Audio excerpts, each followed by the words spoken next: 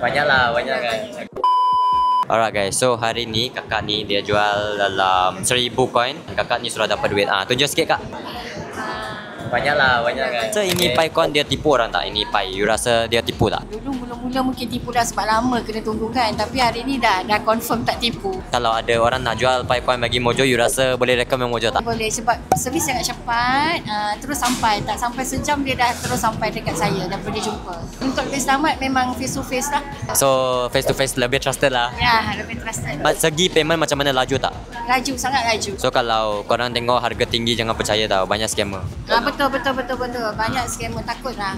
Jangan, kalau boleh jangan online lah. Face to face lah kak. Face to face bagus. Okay, thank you kak. Support Mojo. Okay, so kalau korang nak jual macam biasa, korang boleh DM Mojo. Korang jangan percaya, I ada satu akaun saja. Sebab ada scammer guna muka saya buat akaun lain. Saya ada satu akaun saja. So kalau korang tak faham boleh tanya saya dan komen dekat video ni. Dan jangan lupa untuk follow, like, share dan komen. Dan jumpa anda di next video. Okay, bye.